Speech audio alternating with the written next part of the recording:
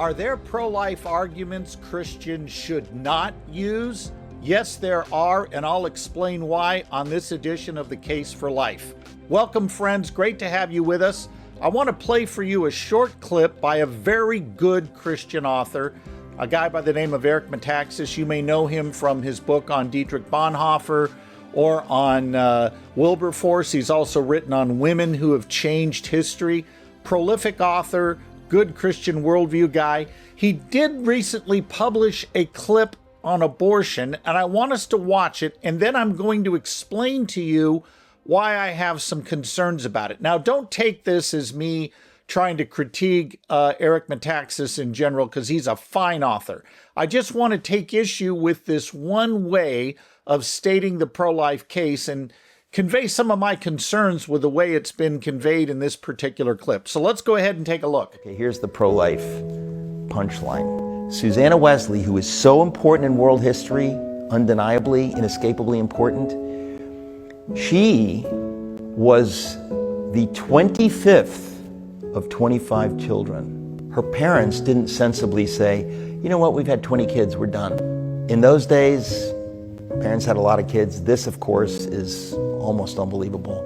If she had not been born, Charles and John Wesley would have not been born, would have not been raised by this amazing woman.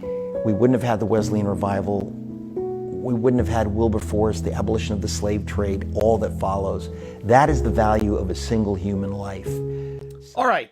First of all, it's a powerful story. It's a heart-tug story. A woman who was born into a family with 20 plus other siblings, which strikes us as odd in today's world, but her parents were not asking the question, what's in this for us?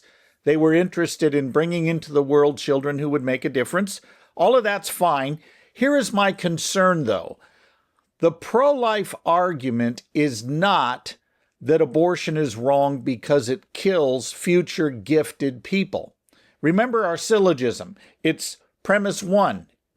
It's wrong to intentionally kill an innocent human being. Premise two, abortion intentionally kills an innocent human being. Conclusion, therefore, abortion is wrong. We would argue that abortion is wrong even if it kills a future homeless man. Just as wrong as if it kills a future Steve Jobs or a future Wilberforce or a future Wesley. Abortion is not wrong because it kills gifted people. It's wrong because it intentionally kills innocent human beings, whatever their stage of development, whatever gifting they might one day exploit. The fact of the matter is we need to make a good argument that accurately conveys what we are arguing. And here are my concerns with a clip like this. And again, I'm not trying to pick on a particular author here. I just think this clip is indicative of a lot of the pro-life argumentation that goes on out there that is problematic. In fact, it's seldom the case that I will escape a speaking event without someone saying to me something along these lines. Why didn't you use the most powerful pro-life argument we have? You ignored it completely. And they'll go on to say, you should have mentioned, for example, that we've probably aborted the doctor who would have cured cancer, or maybe a future gifted musician like the next Beethoven. Well, whoever says that to me didn't listen to the argument I was making. Because again, we're not arguing that abortion's wrong because it deprives us of future benefits from people who are lost to abortion. Rather, our argument is that abortion is wrong because it's always wrong to intentionally kill an innocent human being, and that's what abortion does. What that individual becomes in the future is irrelevant to the claim we are actually making here. Okay, so why am I troubled by that? Well, number one is it distorts the pro-life argument, and I just explained why on that. But second, and this is something I think a lot of Christians don't draw clear distinctions on, it confuses intrinsic dignity with attributed dignity. Now, you might be going, wait a minute, that sounds really complex. Let me unpack that for you. If you look at, for example, a beach bum on one hand who does nothing but lay on the beach and waste his life away, although that sounds kind of a good way to go, you might think. Think of a beach bum on one hand and a university scholar on the other, a professor who has mastered an area of expertise. For example, let's say he is a renowned physician who's developed cures for all kinds of illnesses. And he is as smart as they come. He's brilliant. He went to Ivy League schools. He applied himself, worked hard to master his craft. We rightly attribute to that professor what we call attributed dignity. And by attributed dignity, here's what we mean. We give credit for the effort he has put in to expand his human flourishing. He has applied himself in such a way by going to school, learning his craft, investing lots of money to learn and be the best he can at what he does. And so we rightly attribute to him honor in virtue of the position he has achieved through hard work and merit. That's what we mean by attributed dignity. So we, for example, if we were trying to decide, are we going to hire the beach bum or the university professor at a medical school, I think we know the answer here. But the reason we would hire the professor has nothing to do with his intrinsic dignity. It has to do with his attributed dignity. Now, intrinsic dignity is different. The beach bum and the university professor have equal intrinsic dignity. And by that we mean each is valuable simply because of the kind of thing they are, a human being, which as Christians we know bear the image of their maker. But what happens is when we start making arguments that, you know what, when we have abortion, we are potentially losing some really gifted people who might help us in the future, we are getting wrong our concept of dignity, because abortion is not wrong because it deprives us of something in the future. It's wrong because it intentionally kills a human being who has equal intrinsic dignity to every other human, regardless of your economic status, regardless of your academic status, regardless of your level of learning or professional success. Attributed dignity has to do with our position that we have earned through merit. Intrinsic dignity has to do with what we are by nature, whose image we bear by nature, and that is equal for all of us. And when we say abortion is wrong, what we are essentially arguing is that it is wrong because it strips a dignity bearer, someone who bears the image of their maker, of their life.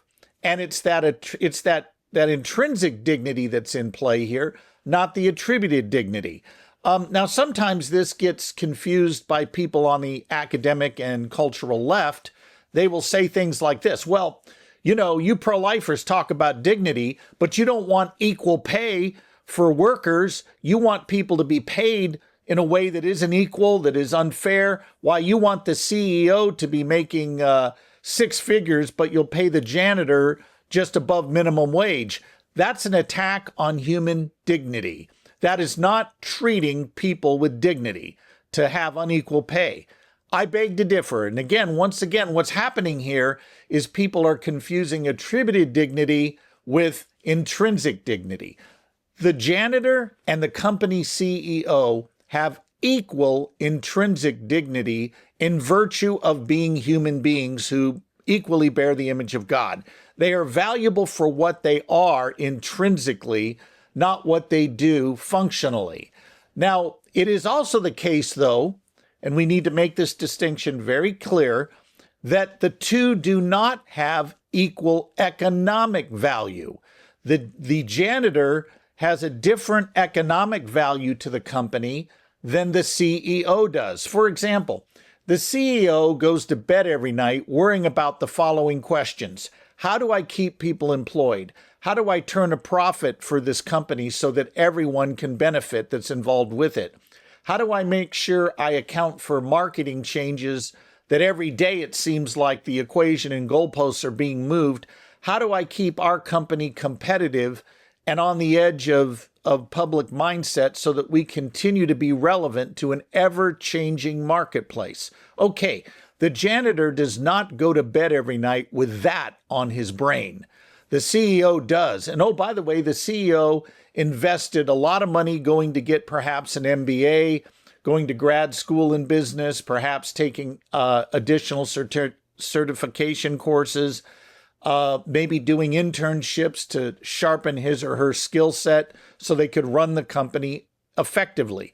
The janitor does not have the same economic value to the company that the CEO does, but they have absolutely equal intrinsic value or dignity, if you will.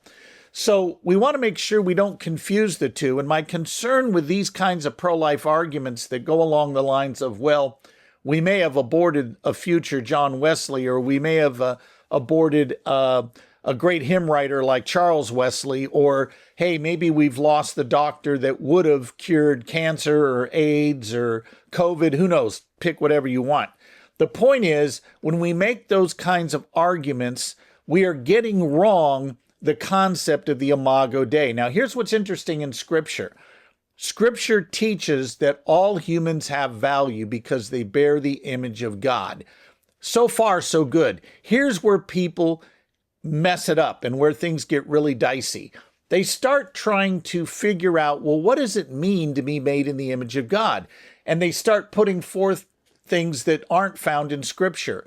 I've looked in Scripture and nowhere does it tell me that there's some trait that means I'm made in the image of God. For example, you're not going to find in Scripture that the Imago Dei is linked to rational thought, the ability to reason, the ability to have a moral compass, the ability to interact with your environment, or even your ability to commune with God. Scripture simply says all humans have value because they bear the image of God.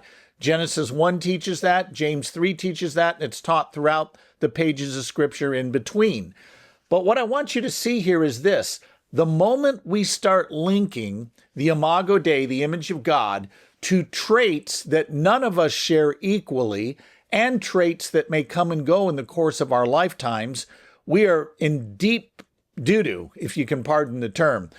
Sorry to be so earthy there, but the reality is the minute you link traits or link the Imago Dei to traits that come and go, the minute you link the Imago Dei to that, you're in a position where you're going to result in savage inequality. And here's why. Because if it's those traits that give us value, rather than simply being human, if it's those traits, we don't share them equally, which means those that have more of those traits would have greater fundamental rights and be more in the image of God than those of us with less.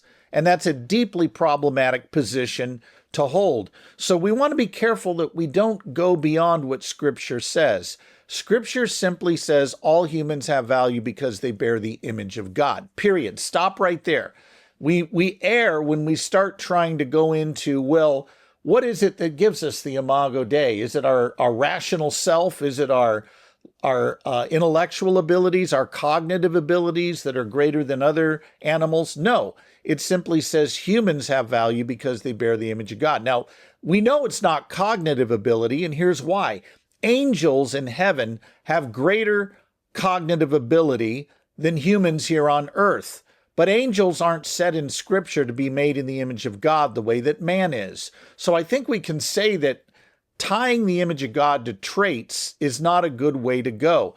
So we don't want to make an argument for the pro-life position that really assumes the performance view of human value. And by performance view, I mean the idea that what gives us our dignity and value are things we can immediately exercise, like cognitive ability, like rational thought, like self-awareness, valuing your existence over time, or having immediately exercisable desires. All of those are things that are sufficient for us to recognize there being a person, but they are not necessary for you to be a person. You may lack them and still be yourself.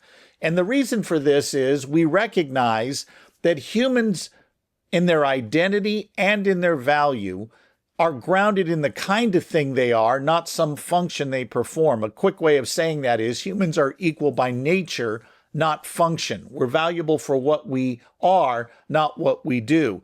For example, think about, to borrow an example from a colleague, Stephanie Gray Connors, imagine the difference between an amoeba and an embryo.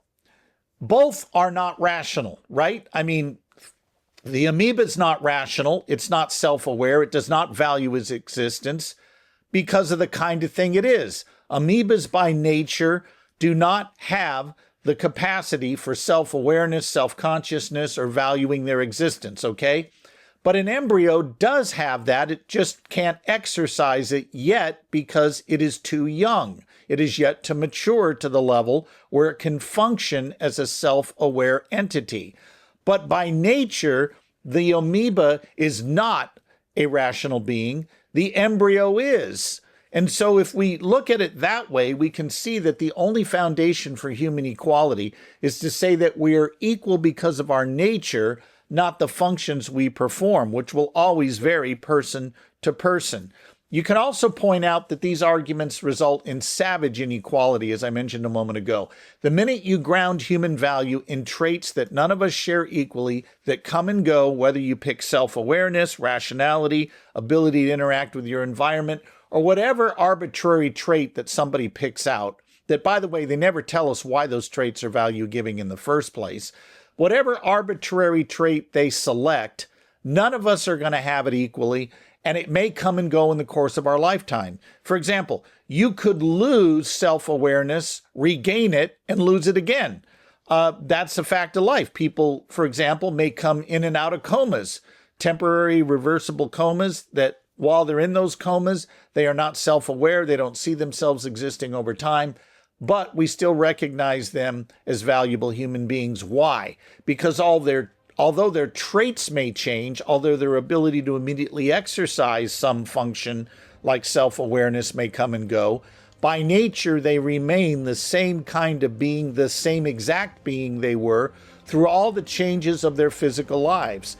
That's the reality that we mean when we say we ground human value and identity in our nature, not in our functions that vary from person to person. Now, when we come back, we're going to take a break. When we come back, I want to say just a few things about a worldview of the human person that's idling behind these kinds of arguments that our value is based on what we can do functionally, not what we are by nature. I'll go into that in just a minute. We'll take that up just after this break.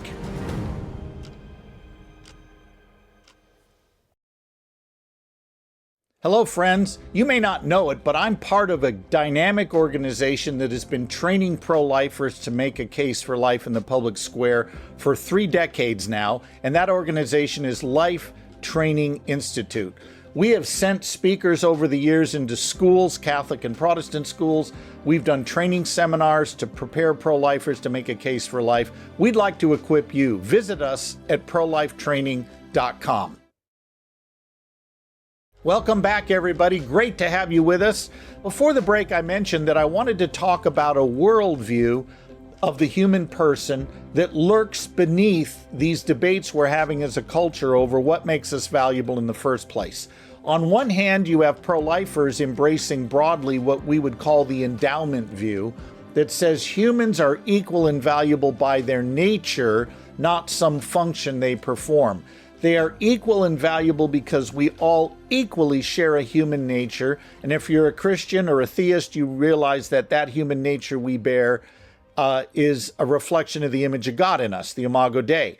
Or if you're a secular person, you want to argue this way, you could say, well, all humans by nature are rational, even though they can't immediately exercise their rational faculties. For example, an amoeba isn't rational because of the kind of thing it is. Amoebas by nature are not the kind of thing that will ever be rational. An embryo, however, even at the earliest stages of development, is a rational being by nature. It is the type of being that as it grows and matures, as its essence unfolds, it does not become a new kind of thing. Rather, it develops according to the kind of thing it is by nature. And embryos by nature will become rational unless they are prevented from doing so by illness, disease, or injury. But even if that injury happens to them, by nature they remain a rational being or an image bearer in the Christian worldview, regardless of their ability to function that way.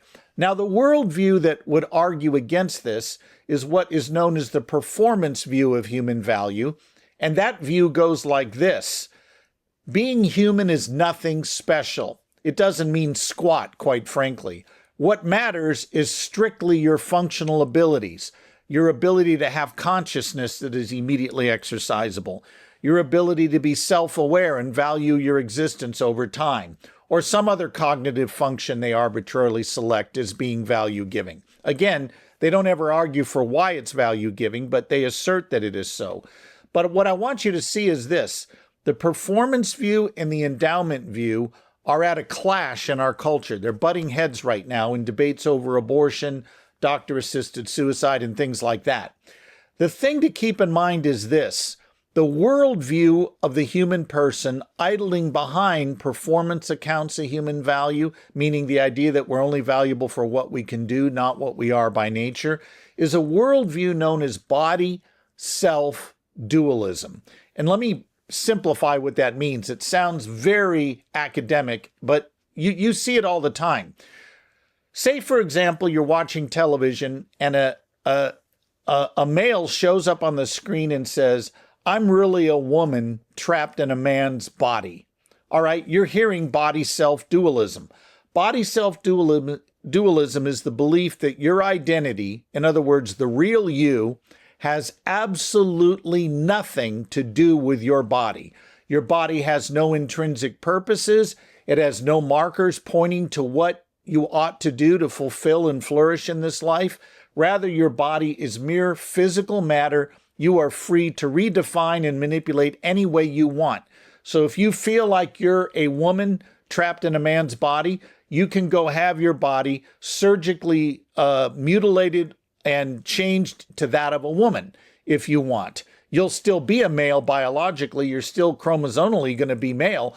But body self-dualism says the real you has nothing to do with your physical body. It is just your thoughts, your desires, your cognitive self that really matters. Now, you can see how this plays out in the transgender debate, because what it does is it basically says my desires determine my identity, not my body. My body has nothing to do with my identity.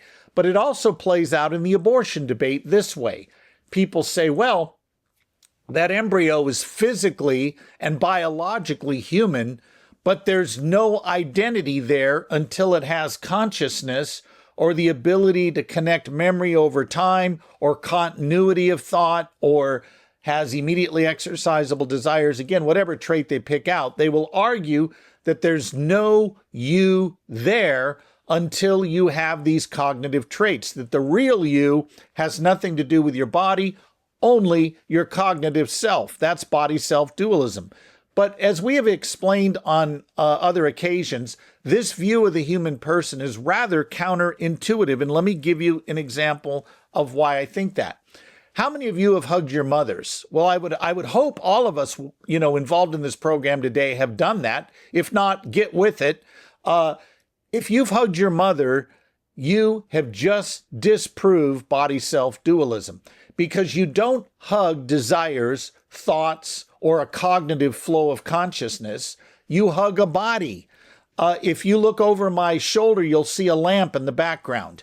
As you're looking at that lamp, your physical eye is taking the image in, and your mind, the immaterial part of you, is making sense of it. Now that works for me because that aligns with a biblical worldview that says human beings are a dynamic union of body and soul. In this case, your physical eye is doing a physical act of taking in the image, making contact with it, but your mind, your cognitive self or soul or whatever you want to call it, is making sense of what you see. In other words, humans by nature are not mere bodies. They're not mere spirits. They're not ghosts in a machine. Rather, they're a dynamic union of body and soul. That makes a lot of sense. And also, if you embrace this idea of body self-dualism, you end up saying some rather absurd things. You have to say things like, well, my body showed up before the real me did. That's kind of bizarre. So I think we can safely say that body self-dualism is a problematic way of looking at the human person. But every time we start reducing humans to having value because of the traits they can immediately exercise, we're assuming a view of the human person that says they're not valuable by nature, they're only valuable for what they can do. And we're also assuming a view about their identity, that their real self, their real true being, is based on thoughts and cognitive processes, not their bodies, which is not a biblical or a coherent worldview of the human person, even outside the body. It's counterintuitive for reasons I just gave you. So these are some problems I have. Again, I want to make it clear that as pro-lifers, we want to make the best argument. And the best argument is this one. It's wrong to intentionally kill innocent human beings. Abortion does that. Therefore, it's wrong. We don't want to be stipulating that abortion is wrong because it deprives us of future gifted people. No, it's wrong even if it only deprived us of a homeless man. Abortion is wrong because it intentionally kills an innocent human being who's an image bearer, whose value is based on his nature as a human being, not his functional abilities. Those are the kinds of arguments we want to make. Again, not to be critical of Eric in particular here, I just want to point out that we want to be careful to make good, solid, and persuasive pro-life arguments, not ones that are easily shot down by our critics as being inconsistent with the worldview we espouse. And the quickest thing a critic could do in this case is say, well, most abortions don't abort gifted people like John Wesley's or William Wilberforce's or Beethoven's or the next doctor that will cure cancer. They don't kill people of that nature. And that would mean it would only be wrong to have an abortion if you deprive the world of somebody who's really gifted. And that would be a very bad way for pro-lifers to argue. We don't want to assume the premises of our opponents. We want to assume premises that can account for human equality, that show that we're equal by nature, not what we do functionally. We can make good arguments that we can make a case for human value that our secular critics can't. Thanks for joining us today. I look forward to seeing you in our next show.